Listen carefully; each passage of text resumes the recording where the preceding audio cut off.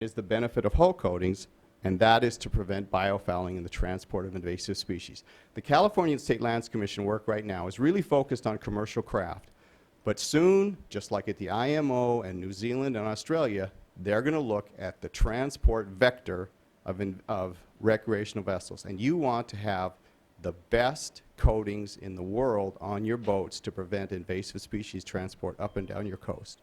Thank you very much. Thank you very much. I think what we have explained is just we can't change the California Water Code is one piece of it, and the way folks deal with it is through implementation over time. So I see your point. Thank you. Okay.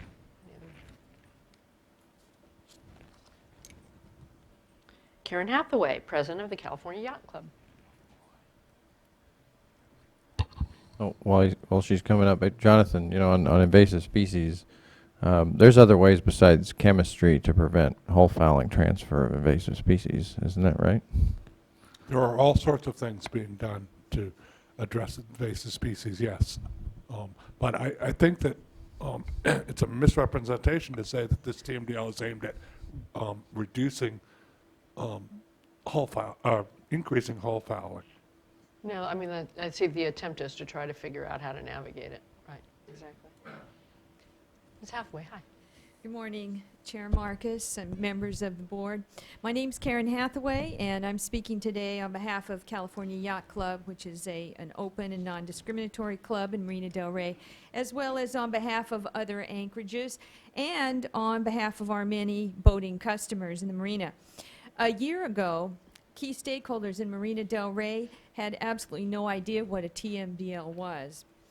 This year we've had a crash course in the power of our regional and our state government, and we appreciate the time and attention that the State Board has shown in working to address many of our concerns. Now, with regard to copper, the Marina del Rey Basin Plan Amendment contains impossible standards and timeframes, as has already been discussed today.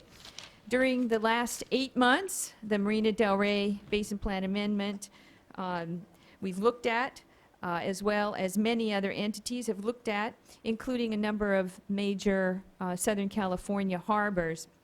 We've called out these problems, as well as some of the procedural and legal flaws that we've seen in this amendment and in the amendment process itself. These factors create quite a bit of uncertainty and confusion, particularly among the businesses who are expected to participate in remediation, as staff has outlined, while us businesses are still trying to maintain our normal operations.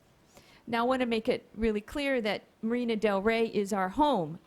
This is where we live. The businesses, the boaters, and the anchorages there certainly want to be part of the solution.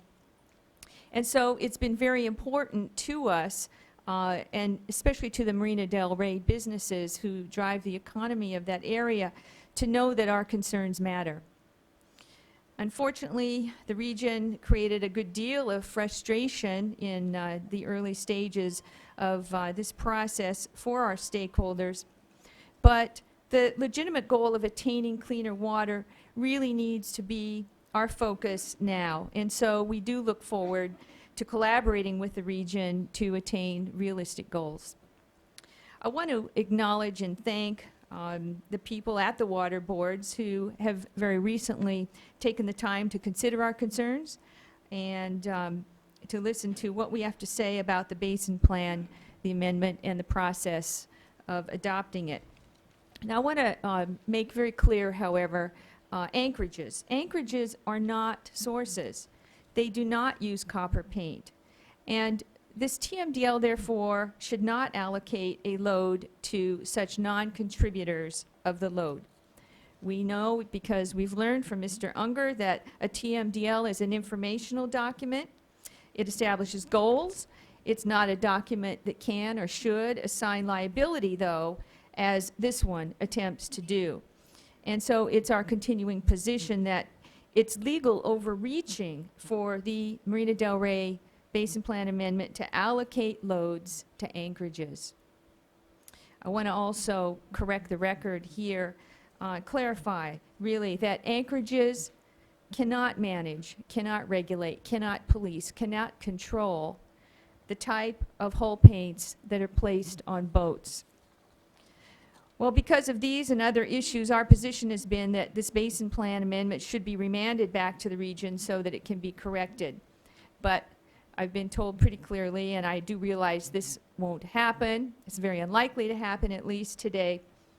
And so it's my hope that direction provided by this board will help better inform the process going forward and will also correct at least some of the flaws that we've identified in the TMDL. Now, in particular, we request today that a couple of words, simply the words "as appropriate," be added to paragraph 8 in the resolution, as previously discussed with the staff. I believe that's correct. Ms. McChesney? Right, I think you proposed to have as appropriate on paragraph 8.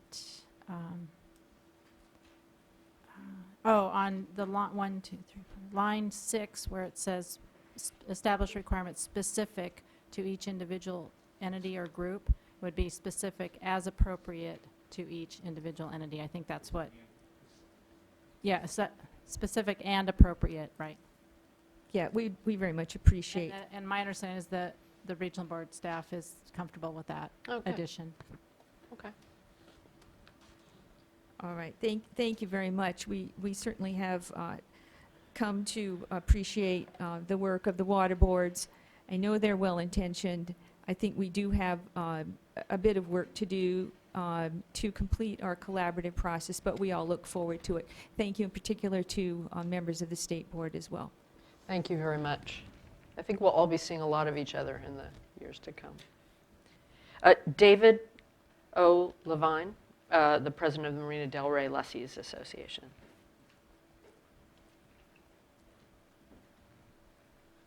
Good morning, Chair Marcus and members of the State Water Board. My name is David Levine, and I am president of the Marina Del Rey Lessees Association, which represents the visitors serving hotels, restaurants, and other commercial businesses, the owners of over 5,500 residential units and rental apartment complexes, and the anchorages and our recreational boaters who utilize, as you've heard, over 4,700 slips in our community where we live. Working together with our landlord, the County of Los Angeles, we assure public access to Marina Del Rey. And we ensure Marina Del Rey remains the crown jewel of Los Angeles County and one of the crown jewels in our state. In addition to representing the Lessees Association here this morning, I'm also Chief of Staff to Jerry B. Epstein, who at the age of 91 is the last original lessee of Marina Del Rey, still operating as a leaseholder. And we have part of ownership and management responsibilities of over 1,500 apartments and a 319 boat anchorage in the marina. We care passionately about the marina. We care about protecting and improving water quality in Marina Del Rey. Our harbor was one of the first participants in Marina Del Rey in the Clean Marinas program. We've implemented the best management practices of the California Coastal Commission that was a necessary precondition to a coastal development permit to redo our anchorage.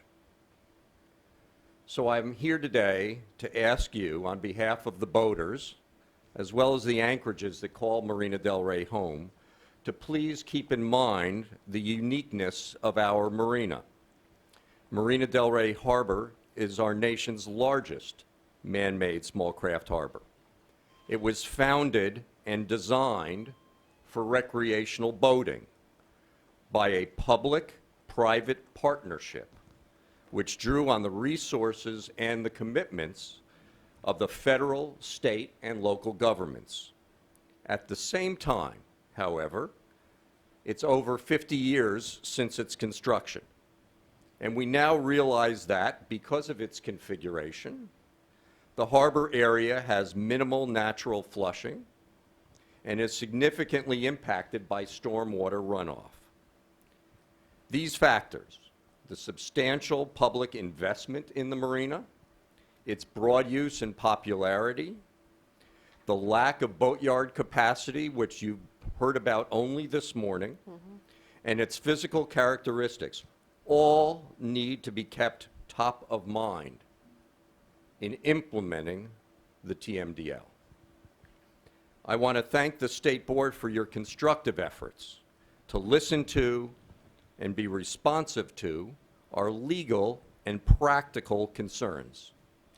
This has not been an easy process, as you must gather by now.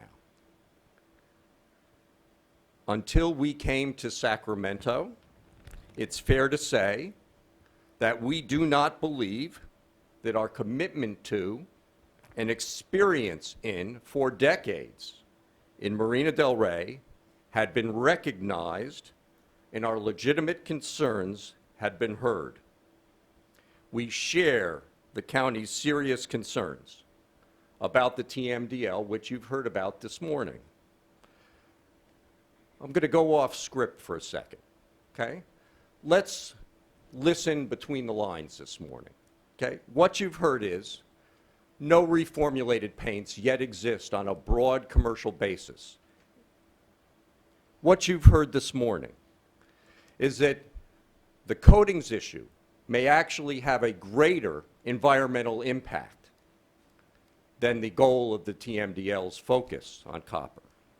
What you've heard this morning is, while the regional board staff says it's data-driven, the data on which this TMDL was based is not based, number one, on site-specific studies done in advance, and number two, there are serious disputes about what model should have been used, about what the raw data was that was introduced into the model,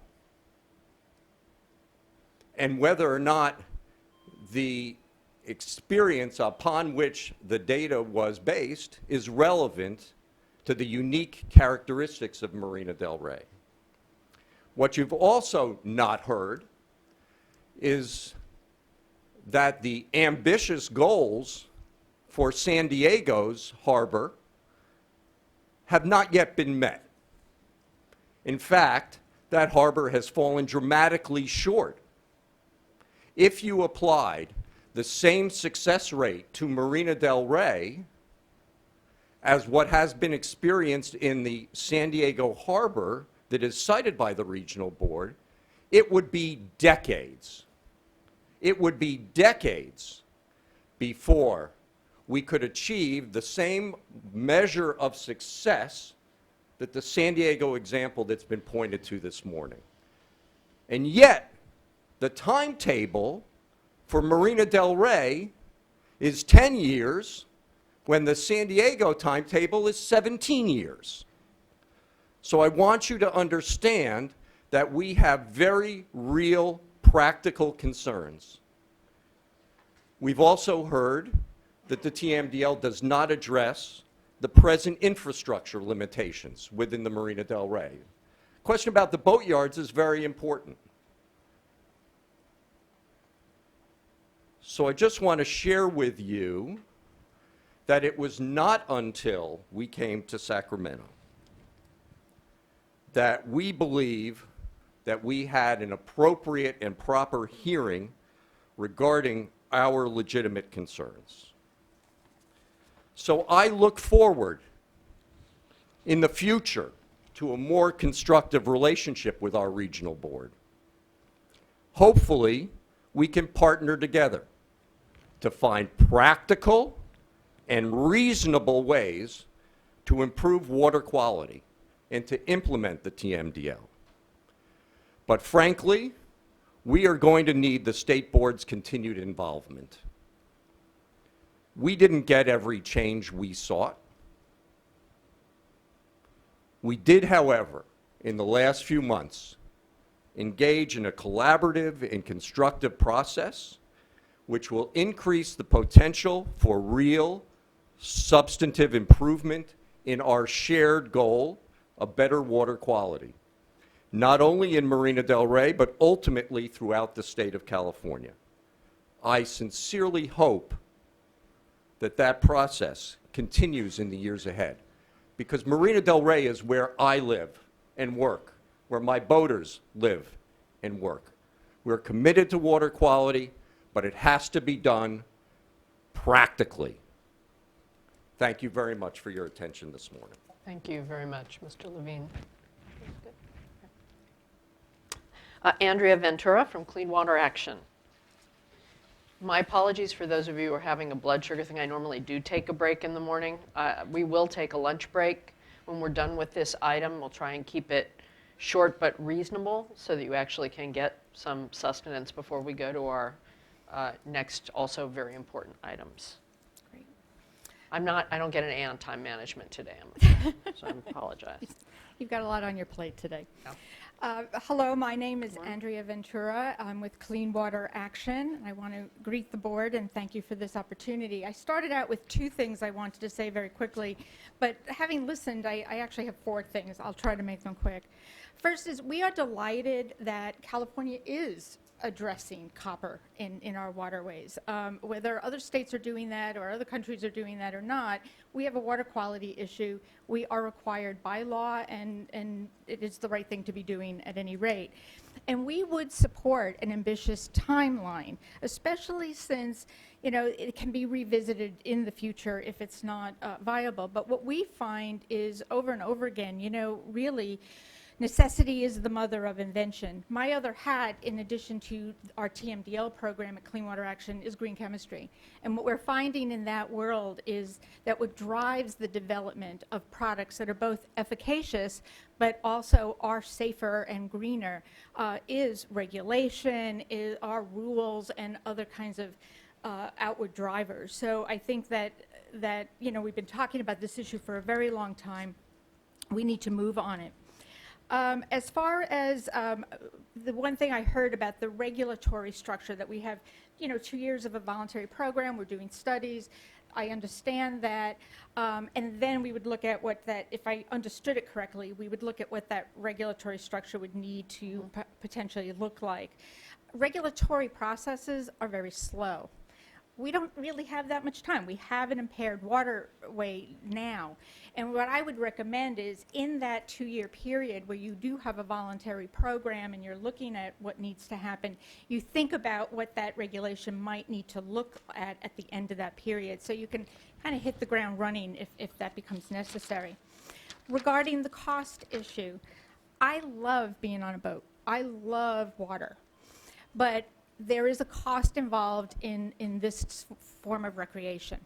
And for those who have the luxury to engage in this wonderful way of enjoying our natural resources, yeah, we also need to require that we steward our environment as well. Because who can't afford this is it the waterways, our harbors, our boat yards, and the population that lives around them that may not engage in this recreation but would be required to deal with the costs of water impairment and cleanup. And finally, one thought. A lot of people have said, you know, this is going to move up the coast and we're going to be looking at other harbors and boat areas. And that's very interesting to me. And I just want to put a thought into the board's mind that maybe we use this process as a learning experience to figure out what really works. And while very specific implementation may vary from one region to the other, maybe instead of doing a one, you know, TMDL by one TMDL approach, we look at some statewide strategies that could be used in other parts of the state to address these problems in other water. So just an idea there, and I will leave it at that. Right. Thank you. Thank you. Jerry Desmond Jr., Director of Government Relations of Recreational Boaters of California. Hello. Hi, Chair and members, Jerry Desmond Jr. with Recreational Boaters of California. Just thought I'd touch upon 3 of the issues that were already discussed Thank by by some of the previous witnesses, and of course want to, reiterate and reestablish that we support the comments made by Ms. Hathaway and Mr. Levine on behalf of those constituencies. And 3 items that were discussed, I thought I'd emphasize. One is on site-specific studies and the kind of support that we're trying to show by the recreational boating community. And maybe that's an opportunity for the State Water Board within this process or in a different forum, is to try to put, from what we understand, pressure on US EPA to move forward with a science-based decision on whether to approve a BLM. We think that, from what we understand at the federal level, there's a prioritization issue with regard to whether the US EPA would get to it. And we also hear informally behind the scenes that, to the extent there is an expression of interest by states and stakeholders, we have done so, that maybe that's an opportunity that's a sidebar to this, but also an effective strategy moving forward. Also, in terms of the commitment by our community, and we've stated it, Mr. Guyveson said it before, in addition to the LA County $4 million commitment they'd like to make to this process, we would like to offer a commitment of the funds that boaters pay to the state of California through our boat gas tax dollars and registration fees. There is a special fund, the Harbors and Watercraft Revolving Fund, administered by the Division of Boating and Waterways in the State Parks Department. And we would like to, this is important enough, especially for those impaired water bodies, that we'd like to develop together with you and other stakeholders a process to dedicate those funds towards that site-specific studies that we are talking about. It is that important to us. And then just the third, understanding and appreciating the commitment from the LA Regional Board in terms of reopening, not just reopening timeframes, and we were quickly looking through the revisions to the resolution to see if that's incorporated into the draft, because we think that would be quite helpful. I saw that maybe it's meant to be included in point 4, where it talks about the directing the executive officer to present to the regional board for its consideration revisions and to, as appropriate, including not only the waste load allocations, but compliance deadlines. And if that's the case, that's important for us to note. And if it doesn't do the trick, whether there is another opportunity to revise the resolution before it's adopted. So that's a clear commitment, because there's so many other commitments in the resolution, it'd be noted in upset if it's not there. Thank you. Does 18 months sound reasonable to you?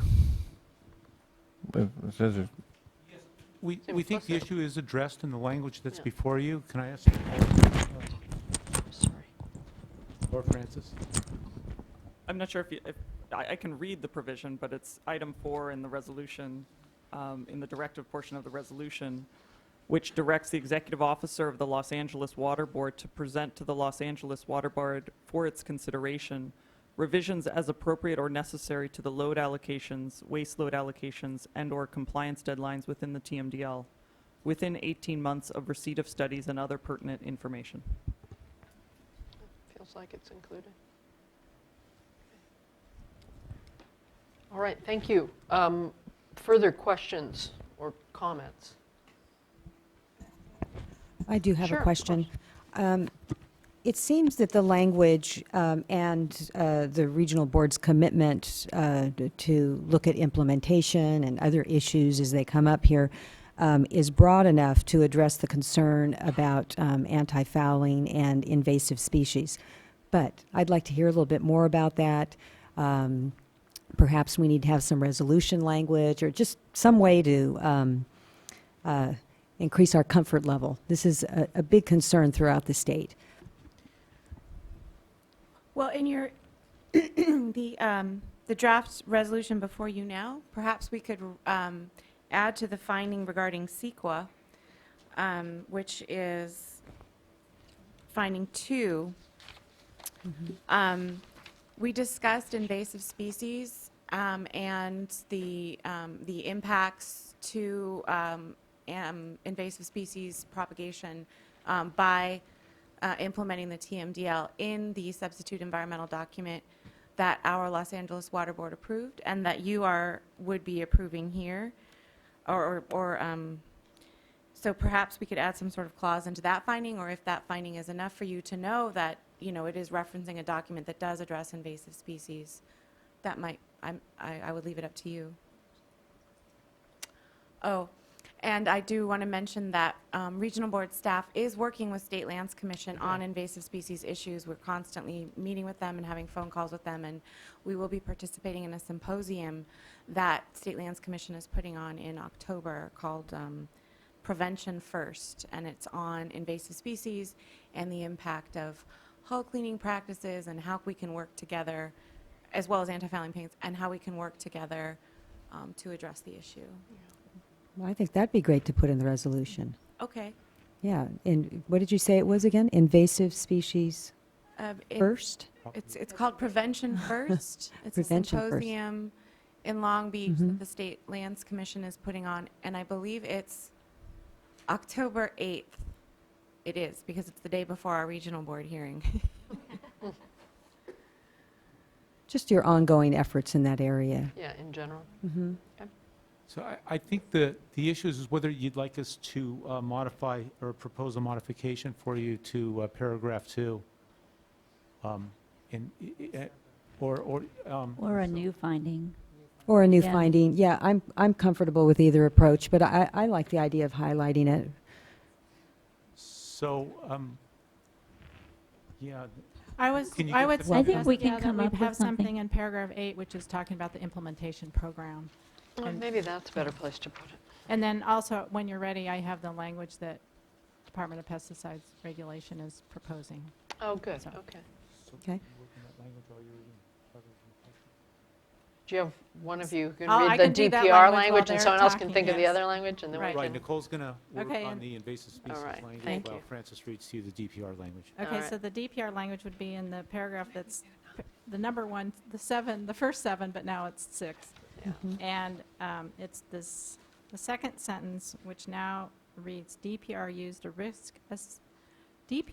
a risk management approach such that the selected leach rate is protective of water quality in marinas with up to 1,270 boats, period. And then a new sentence. Well, that's an easier way to do it, isn't it? Okay. So that would delete in 75% of saltwater marinas and replace that with just in marinas. Okay. And then the new sentence, DPR's approach will reduce loading in larger marinas as well, period. However, DPR's maximum allowable leach rate is not designed, and then just keep the rest of that sentence. Should I repeat? Okay, I'll repeat. So the sentence will read, DPR used a risk management approach such that the selected leach rate is protective of water quality in marinas with up to 1,270 boats, period. DPR's approach will reduce loading in larger marinas as well, period. However, DPR's maximum allowable leach rate is not designed to achieve the dissolved copper TMDL allocations necessary to meet water quality objectives in the largest marinas in California. Okay.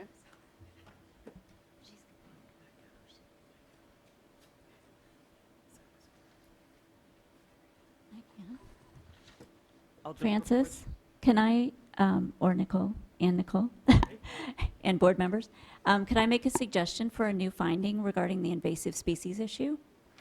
Sure.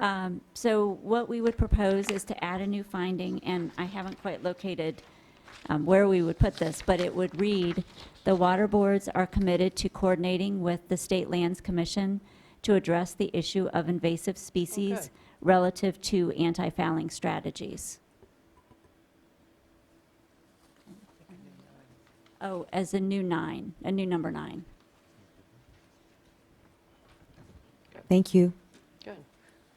So just to clarify, it looks like we have that on the change sheet, there are 3 additions: the DPR language, the as appropriate, or and appropriate, and appropriate, and then this new finding 9. Can I ask Renee to read that one more time a little slower? Yes, certainly. So the new finding 9 would read, the water boards are committed to coordinating with the State Lands Commission to address the issue of invasive species relative to anti-fouling strategies.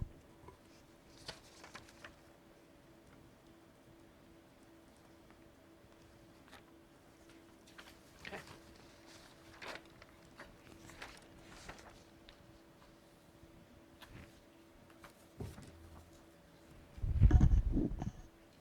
Any further questions? Yep. So I did have one housekeeping matter. The State Board received a late comment letter dated September 4th from Ms. Maureen Gorson. It has some fairly serious assertions in it. I just think it'd be best to put on the record a couple of very, very brief responses, if I may. Some of the issues have already been raised previously, so they don't need a response, but I think 3 of them are new.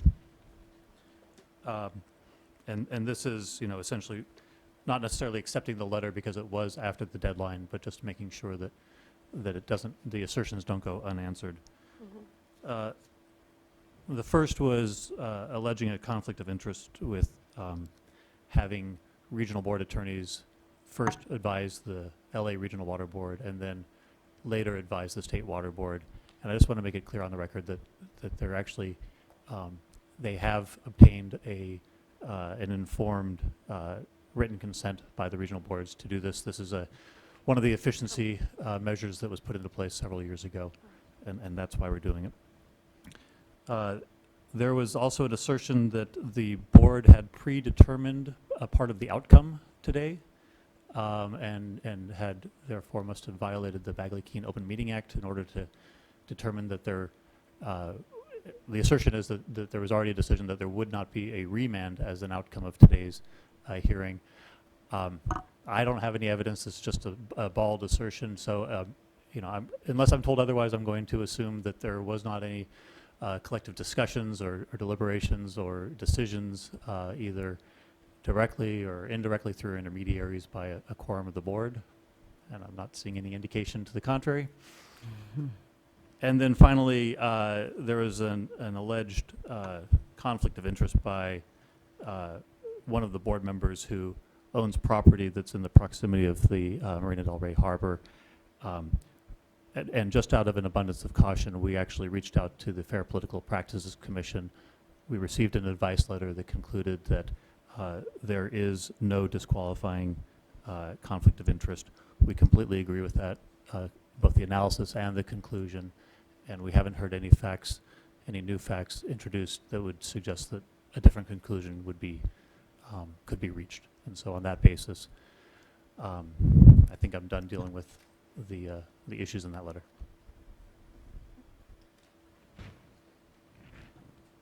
All right. I'd be Questions, comments, motions I'd be prepared to make a motion. with the changes? Yes, with the 3 changes. And I'd like to just say a few words as part of that, but I don't know if you Of want to course. entertain a second first. Have a I second? second it. Okay. I just really want to thank the whole team here that's worked on this. I spent a lot of time on it, and I think we have a better product, a stronger commitment, and I really appreciate the time, in particular, Sam, that you and everyone spent with stakeholders, and really want to thank the stakeholders individually and collectively. I mean, it really does seem that for the most part, even though some are not real thrilled about this, that there is a commitment to going forward, and the tone is markedly different today than where it was when I first heard about this issue. So, and I think that's a credit to everyone just deciding to work through these issues.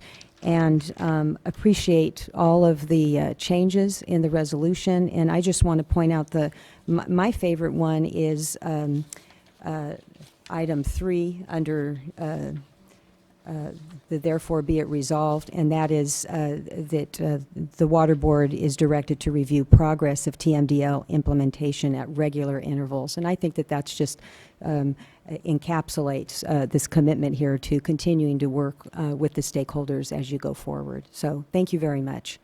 Thank you for the comment, and we agree it is a stronger product now due to the process that we went through. I seconded, and I definitely want to thank all of you. We rarely do we have such a large array of talent in front of us from the regions, and this we really appreciate. And every change that was made is something that the regions thought about and incorporated in a way that is going to be protective. But I also want to thank the Office of Pesticide Regulation and the collaboration that through Phil Crater and others that was developed. I didn't know about the state lands collaboration that's going on, but I think that is terrific. I think this is these collaborative activities among state agencies and regional agencies with stakeholders that is a hallmark today and in the future, and I think it's something that it makes us all quite proud to be working in this world. And it's not regulator versus regulatee. It really is a group effort to try to make things work better for everyone. And so thank you, and thank you, Phil, and thank you, John, for helping with this as well. Thank you. Yes, thank you. Yeah, very well stated. All right, I have a motion and a second. All in favor? Aye. Any Aye. opposition? Okay, it carries with all of the changes. Thank you all for your time and attention, not just today, but in the preceding weeks and in the months to come. We'll now take a break. How much time do y'all want? Is 30 minutes enough, or do you want 45 or 30, okay? Okay, we will reconvene at approximately 1 o'clock. Well,